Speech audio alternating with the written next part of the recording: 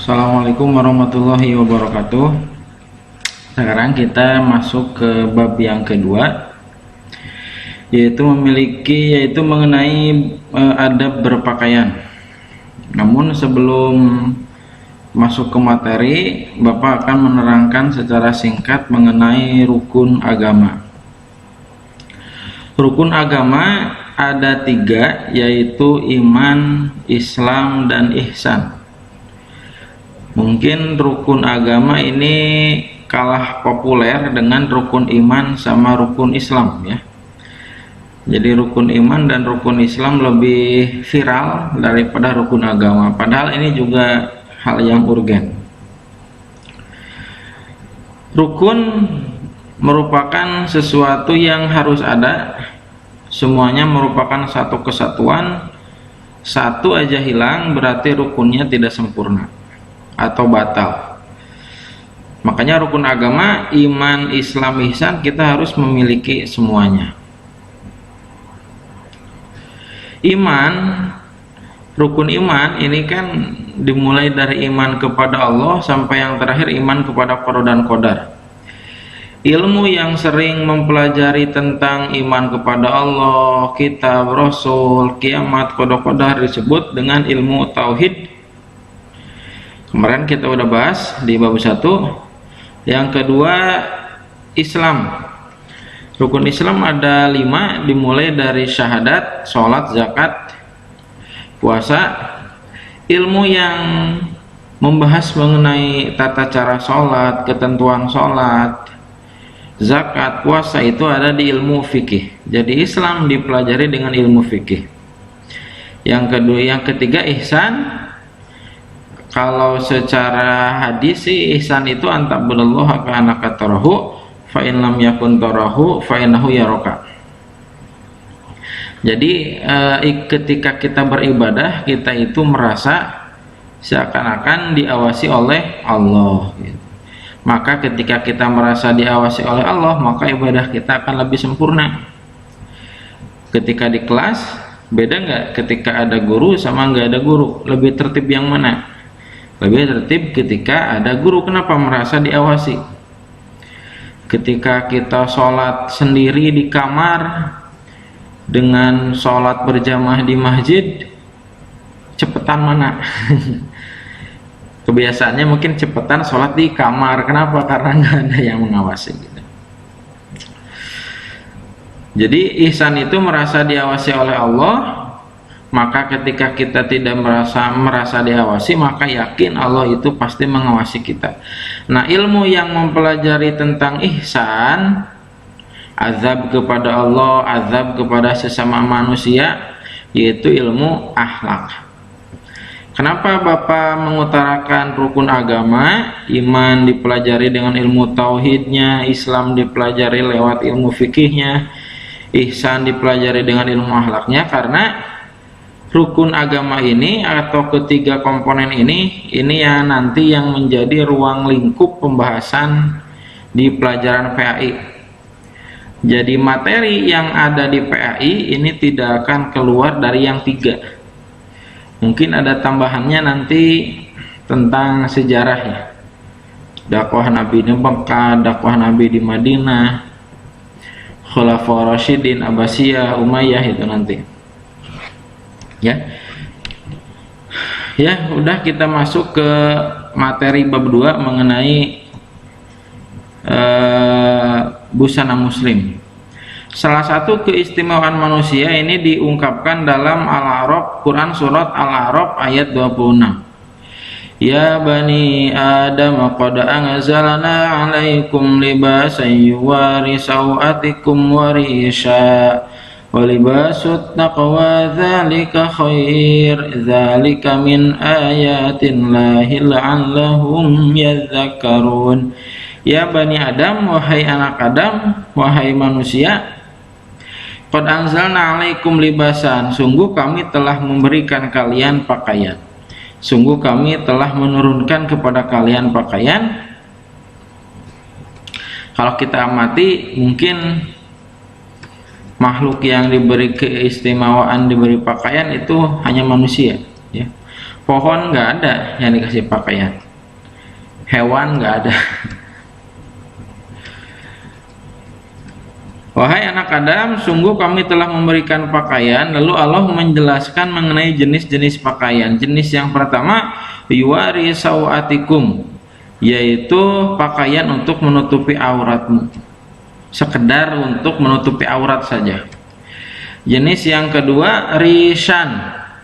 Kalau tadi yang pertama sekedar menutup aurat, sekarang yang kedua selain menutup aurat juga indah dilihat. Makanya di sini rishan itu adalah pakaian indah untuk perhiasan.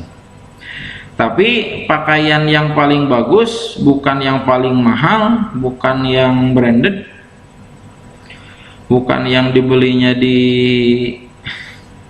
tempat yang mewah, bukan yang terbuat dari sutra. Tapi pakaian yang paling bagus adalah jenis yang ketiga, walibasut taqwa zalika khair. Pakaian takwa itu adalah yang paling baik. Apa itu pakaian takwa? Pakaian takwa itu adalah yang pertama, rasa malu, yang kedua, rasa takut, yang ketiga, rasa iman. Malu kepada siapa? Malu kepada Allah. Takut kepada siapa? Takut kepada Allah. Iman kepada siapa? Iman kepada Allah. Apapun pakaian kamu, jika kamu mempunyai ketiga rasa tersebut, rasa malu, rasa takut, rasa iman kepada Allah, apapun pakaian kamu, kamu akan dihormati. Zalika min ayatillahi la'alakum yadzakarun. Yang demikian itu adalah sebagai dari tanda-tanda kekuasaan Allah, mudah-mudahan mereka selalu ingat. Selanjutnya pengertian busana muslim. Busana muslim adalah busana atau pakaian yang seharusnya dikenakan oleh umat Islam. Ya, jadi umat Islam punya ketentuan-ketentuan tersendiri mengenai jenis pakaiannya. Baik wanita maupun laki-laki di setiap aktivitas sehari-hari. Baik itu kegiatan yang resmi, santai, seperti rekreasi, jalan sehat, aktivitas sehari-hari lainnya. Artinya bahwa selama ini ada anggapan bahwa busana muslim hanya dipakai ketika menghadiri majelis taklim, majelis zikir, hari besar keagamaan, Idul Fitri, Idul Adha. Ya, di luar kegiatan tersebut, misalkan ada contohnya, mungkin ada siswi yang memakai kerudungnya ketika ke sekolah saja, tetapi ketika di luar sekolah kerudungnya tidak dipakai. Nah, itu kurang tepat, karena memakai kerudung bukan hanya wajib di lingkungan sekolah. Pokoknya kalau setiap keluar rumah kerudungnya harus dipakai. Nah, ketentuan busana muslim apa saja? Yang pertama, menutup aurat. Aurat secara bahasa artinya malu, aib, atau buruk, ya. Menutup aurat, yang mana ini menutup aurat merupakan salah satu syarat sah beribadah. Mau sholat, mau haji, itu harus menutup aurat, gitu. Aurat laki-laki antara pusar dan lutut. Aurat perempuan, pendapat yang paling populer, seluruh anggota tubuh kecuali wajah dan telapak tangan. Nanti kita bahas di depan lebih lengkapnya. Ya. Yang kedua, pakaian yang tidak mengundang syahwat, ya. Memakai pakaian tapi lekuk tubuhnya kelihatan, tapi warna kulitnya kelihatan, itu sama aja bohong. Lalu yang ketiga, tidak transparan, ya, tidak transparan sehingga warna kulit dan lekukan tubuhnya kelihatan, itu tidak boleh. Lalu yang keempat, harus longgar dan tidak ketat sehingga tidak memperhatikan lekukan tubuh yang ditutupi. Tadi udah Bapak bahas, jangan yang ketat, ya. Lalu yang kelima, tidak diberi wewangian atau parfum yang baunya sangat mencolok, khususnya bagi wanita. Jadi sebetulnya memakai parfum atau wangi-wangian itu disunahkan, apalagi ketika hendak beribadah, mau sholat gitu, pakai parfum itu disunahkan. Tapi beda halnya kalau memakai parfumnya itu niatnya itu sengaja untuk mencari perhatian. Untuk mencari perhatian, bahkan pemakaian parfumnya itu sampai over. Ya. Atau bahkan sampai mengganggu orang lain gitu, saking sangat menyengatnya gitu. Nah, apabila dimaksudkan demikian demi mencari perhatian, maka hukumnya tidak boleh. Bahkan ada sebuah hadis yang sangat keras menyatakan, barang siapa perempuan yang keluar rumah memakai parfum wewangian, niatnya itu sengaja untuk menarik perhatian, maka dia itu bak pezina. Saking saking tidak bolehnya ya, saking tidak bolehnya perempuan keluar rumah memakai wewangian yang sangat menyengat, maka hukumnya disamakan dengan seorang pezina. Awas, hati-hati tuh. Jadi biasa-biasa saja gitu dalam memakai parfum. Yang keenam, tidak menyerupai laki-laki atau sebaliknya ya. Jadi pakaian laki-laki dan perempuan kan secara umum kan berbeda ya, berbeda. Ada kemeja, ada celananya gitu. Nah, jangan sampai seorang laki-laki memakai pakaian yang khusus untuk perempuan, begitu juga sebaliknya. Contohnya waria, itu kan laki-laki, tapi malah memakai pakaian perempuan, bukan hanya pakaian perempuan, berdandannya pun berdandan perempuan, bersikapnya pun bersikap seperti perempuan. Nah, itu yang dilarang, bahkan dilaknat oleh agama.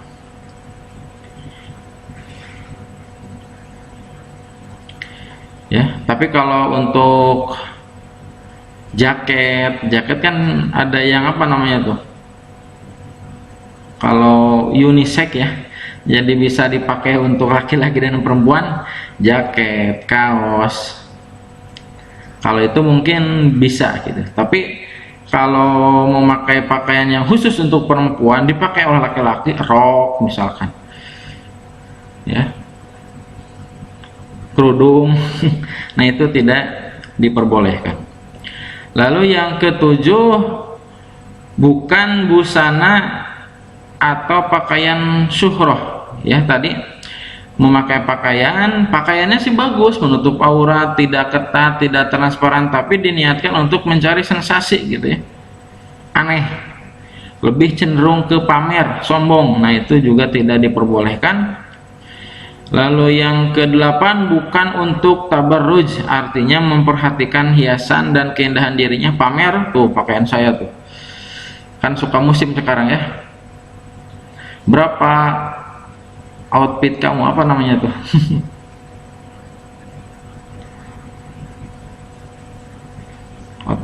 ya gitu pokoknya tuh, yang suka dipamerin sama artis-artis. Topinya 6 juta, gila, bajunya sepatunya sekian puluh. Nah gitu. Lalu yang terakhir, bukan kain sutra bagi laki-laki. Jadi laki-laki diharamkan memakai pakaian yang berbahan sutra. Tapi ada juga pendapat yang menyatakan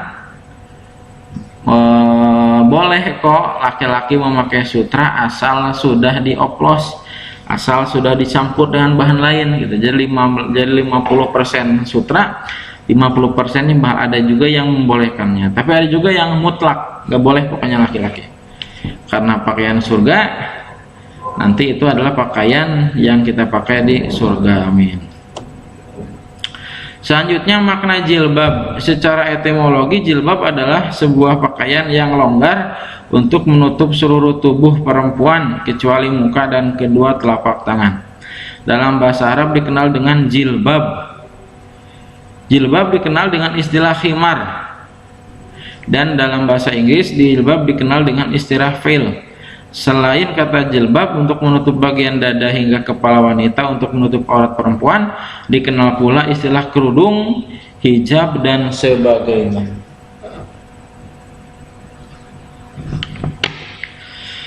Selanjutnya, perintah berjilbab ada di dalam Quran surah Al-Ahzab ayat 59. Bismillahirrahmanirrahim. Ya ayyuhan nabi qul li azwajika wa banatika wa nisa'il mu'minin yudnina 'alaihinna min jalabibihinna dzalika adna ayyurafna fala yu'dain wa kana Allahu ghafurur rahim.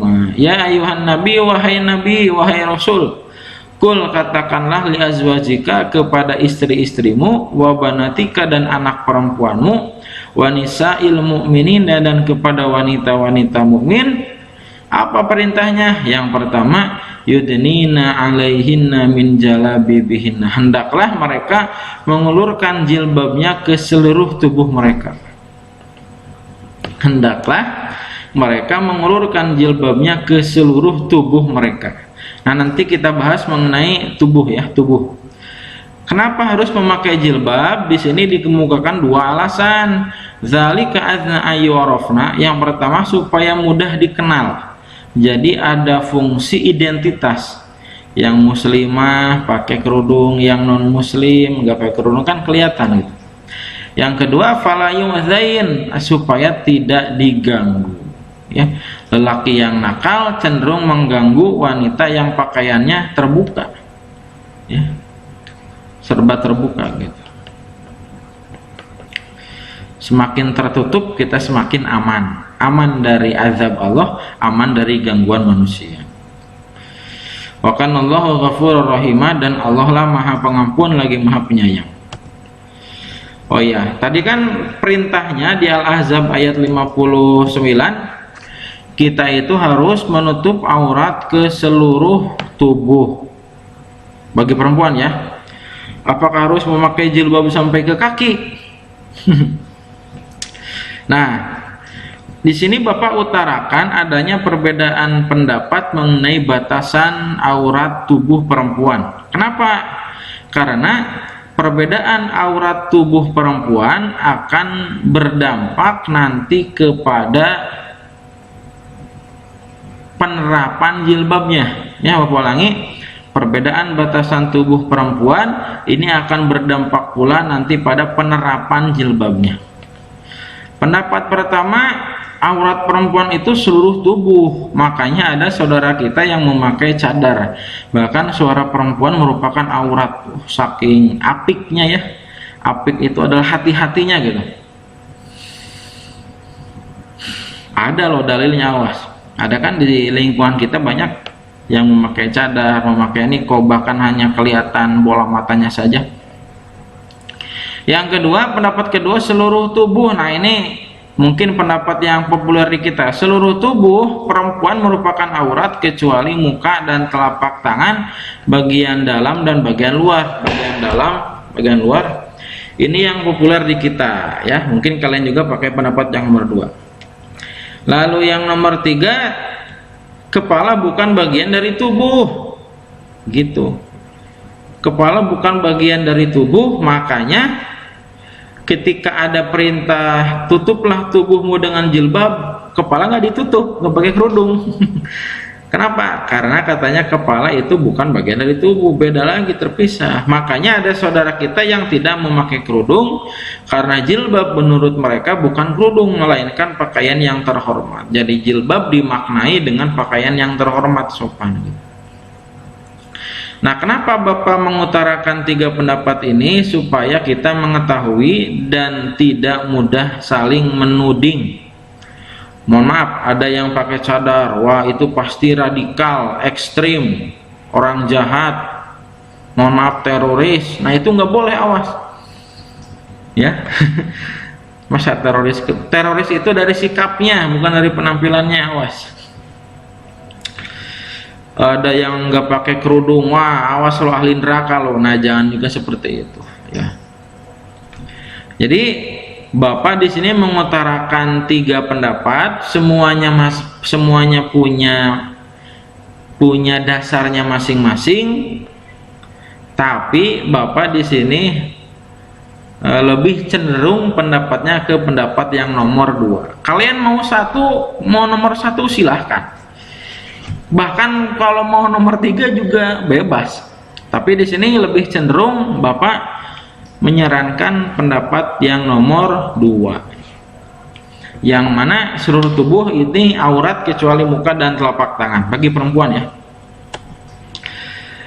Nah, perintah untuk menutup aurat, perintah untuk memakai jilbab ada di dalam Quran surah An-Nur ayat 30 dan 31. 30 itu ayat An-Nur ayat 30 menerangkan tentang laki-laki. Ayat An-Nur ayat 31 menerangkan mengenai perempuan. Kita bahas laki-laki dulu. An-Nur ayat 30. Bismillahirrahmanirrahim. Qul lil mu'minina yaghuzzuna min absarihim wa yahfadzu furujahum dzalika azka lahum innallaha khabirum bima yasnaun. Qul, katakanlah Nabi Muhammad, lil mu'minina, kepada orang-orang, kepada laki-laki yang beriman. Yang pertama perintahnya yaghuzzuna min absarihim, jaga, tahan pandangan mereka, jangan semuanya dilihat, apa-apa dilihat.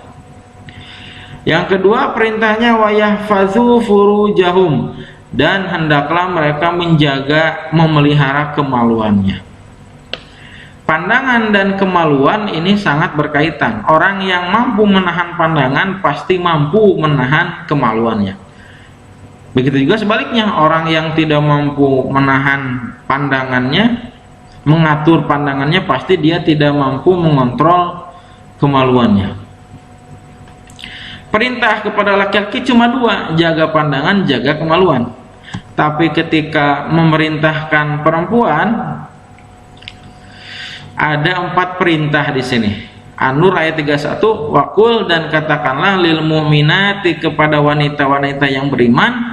Pertama, yaghudzna min absarihinna, hendaklah menjaga pandangan. Sama ya dengan tadi perintah kepada laki-laki. Wa yafadzna furujahunna, dan hendaklah mereka menjaga kemaluannya. Sama, jaga pandangan, jaga kemaluan. Yang ketiga, wala yubdi zinatahunna illa ma dzahara minha, dan janganlah menampakkan perhiasan dan janganlah menampakkan aurat kecuali yang biasa terlihat. Nah, di sini dipahami jangan menampakkan aurat kecuali yang biasa terlihat. Jadi aurat itu ada yang boleh terlihat, ada juga yang tidak boleh. Makanya ini tadi ayat ini sangat ayat ini menjadi dasar bagi pendapat yang nomor 2 tadi ya. Jadi yang mengatakan tidak seluruh seluruh tubuh wanita itu ada yang bukan aurat gitu. Perintah yang keempat, wal yadribna bi khumurihinna ala juyubihinna, dan hendaklah mereka mengulurkan khimarnya, jilbabnya, kerudungnya ke dada-dada mereka. Jadi awas, kerudung itu bukan hanya menutupi kepala, rambut, tapi juga harus menutupi ke dada ya, sampai dada. Jadi ada 3 perintah di sini bagi perempuan: jaga pandangan, jaga kemaluan, jangan menampakkan aurat kecuali yang biasa terlihat, lalu mengulurkan, yang keempat, mengulurkan jilbabnya ke mengulurkan jilbabnya ke dada-dada mereka, harus tertutupi. Selanjutnya ayat ini juga menerangkan kelompok orang yang bisa melihat sebagian aurat perempuan ya. Ayatnya panjang, Bapak langsung ke yang rincinya, ke kerinciannya. Wala yubdi zinatahunna, dan janganlah menampakkan perhiasan illa, yang pertama, li bu'ulatihinna, kepada suami kalian. Misalkan rambut, suami kalian boleh melihat rambut kalian. Yang kedua, abaihinna, ayah kalian boleh melihat rambut kalian. Gimana kalau ibu? Udah jelas boleh itu. Yang ketiga, ayah mertua. Ibu mertua boleh nggak? Apalagi ibu mertua boleh. Lalu yang boleh selanjutnya anak laki-laki kalian. Kalau anak perempuan kalian nanti apalagi boleh, jelas. 5, anak satu suami atau anak tiri. Ya, itu juga boleh melihat rambut kalian. Yang keenam, saudara laki-laki. Saudara itu bisa adik atau kakak laki-laki ya. Gimana kalau adik atau kakak perempuan? Jelas boleh. Anak saudara laki-laki atau keponakan, ya, anak dari adik atau kakak kalian, ponakan, itu juga boleh.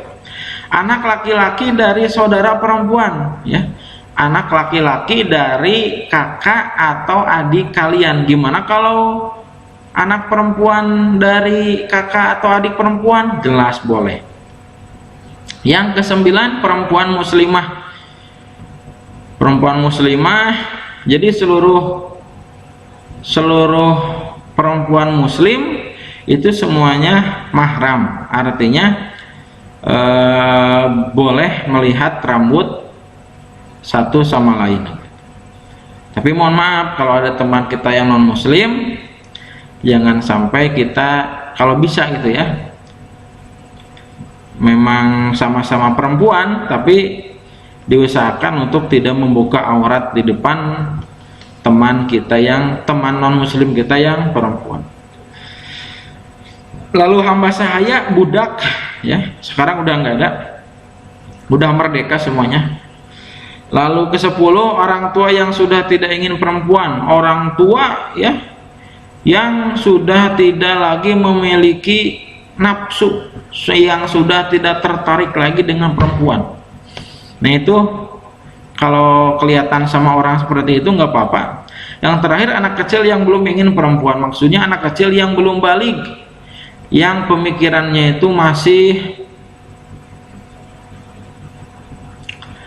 nggak punya malu gitu, kencing sembarangan, nggak pakai celana, nggak malu gitu, yang akalnya belum sempurna ya. Nah inilah ada 12 kelompok yang boleh melihat rambut perempuan, dimulai dari suami tadi. Selanjutnya hadis tentang perintah berhijab. Bapak lengkapi hadisnya, tadi kan ayat Al-Quran. Dari Ummu Atiyah, ia berkata, Rasul memerintahkan kami keluar pada hari fitri dan adha, baik gadis yang menginjak akil balik, wanita-wanita yang sedang haid maupun wanita-wanita pengitan. Wanita yang sedang haid tetap meninggalkan sholat, namun mereka dapat menyaksikan kebaikan dan dakwah kaum muslim. Aku bertanya, wahai Rasul, salah seorang di antara kami ada yang tidak memiliki jilbab. Rasul menjawab, hendaklah saudarinya meminjamkan jilbabnya kepadanya. Jadi ada yang punya jilbab. Ummu Atiyah ngomong, Rasul, ada di antara kami yang nggak punya jilbab. Kata Rasul, gimana? Kasih minjem. Coba dulu kata Rasul ada yang nggak punya jilbab. Oh ya nggak apa-apa, mungkin sekarang jilbab nggak wajib. Tapi Rasul enggak, malah memerintahkan kalau nggak punya, pinjam.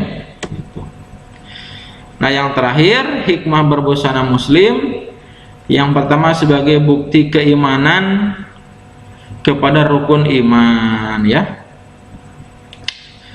Jadi semakin bagus pakaiannya, semakin tertutup, semakin rapih, menandakan dirinya itu ibadahnya bagus gitu ya.